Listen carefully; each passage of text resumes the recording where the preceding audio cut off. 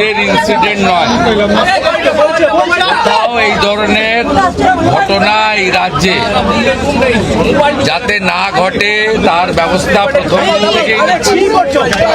আজকে এখান থেকে রাজ্যের সমস্ত থানার ওসিআইসি সিপিএসপিদের সঙ্গে আমাদের কথা হয়েছে। আমি শুধু একটা কথাই বলবো যে সরকার এক্ষেত্রে যা করার করছে এবং আমার সঙ্গে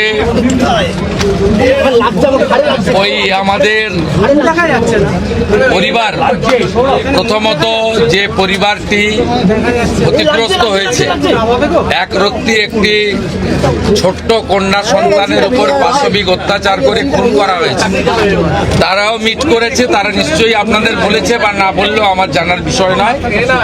আমি কথা বলে স্যাটিসফাইড এবং আমার মনে হচ্ছে ওরাও স্যাটিসফাইড। আমি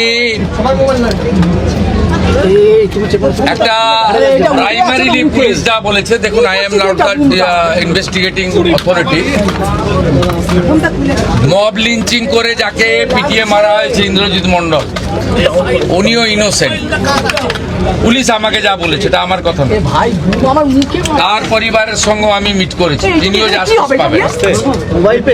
যত পুলিশের গাড়ি ভেঙেছেন, রেল লাইন উপড়েছেন, প্রায় অ্যাপ্রক্স 200 আইডেন্টিফাইড হয়েছে, প্রত্যেককে অ্যারেস্ট করা হবে।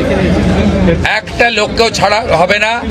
পিছন থেকে যারা উস্কেছেন, পলিটিক্যাল লোক যারা ইলেকশনে রিজেক্ট হয়েছেন, কেউ ক্ষমতা থেকে গেছেন, কেউ শূন্য থেকে এক হয়েছেন, এবং radical force, anti national force যারা পিছন থেকে উস্কেছেন, তাদেরকেও আইডেন্টিফাই করা হয়েছে। তাদের কল রেকর্ড ইত্যাদি ডিজিপির নেতৃত্বে এসটিএফ সব কালেক্ট করেছে।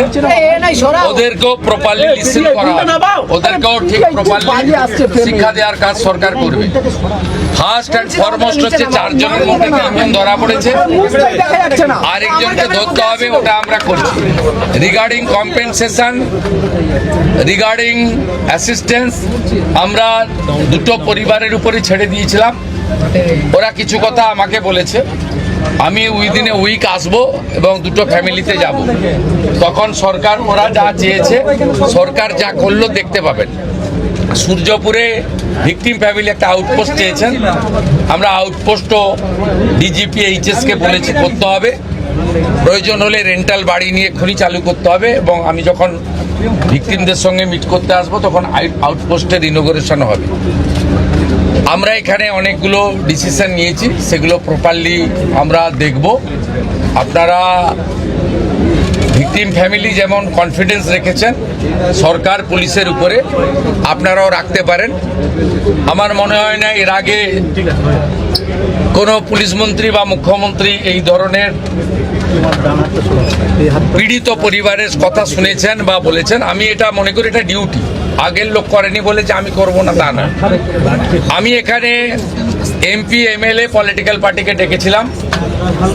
এমপি সায়নী ঘোষ তিনি মিট করেছেন, মাননীয় বিধায়ক প্রাক্তন স্পিকার বিমান ব্যানার্জি মিট করেছেন। 1-to-1 কথা হয়েছে, সেটা আমি বাইরে বলবো না। আমার মনে হয়েছে তারাও স্যাটিসফাইড। বিজেপি 3 জন এমএলএ মিট করেছেন, গোসাবার বিকর্ণ নস্কর, রূপা গাঙ্গুলি এবং দেবাশিস ধর। তারাও কিছু বক্তব্য আমাকে বলেছেন, তাদেরকেও আমি সরকার এবং পুলিশের কতটা প্রোগ্রেস হয়েছে ব্রিফ করেছি।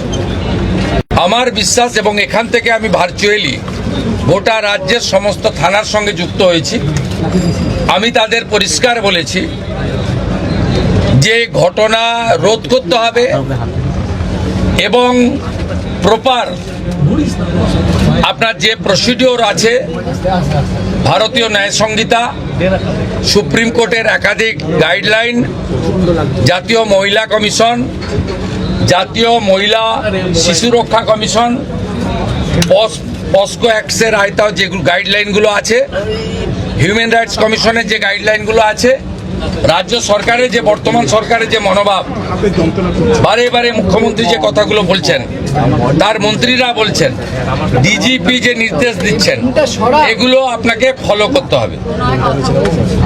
আমরা পুরো বিষয়টা দেখেছি। এখানে মিসিং ডায়েরি হয়েছে আগের দিন রাত্রিবেলা 11:50 PM। তারপরে ক্রমান্বয়ে যে ঘটনাগুলো হয়েছে মিনিট টু মিনিট আমি প্রাইমারি অ্যানালাইসিস করেছি।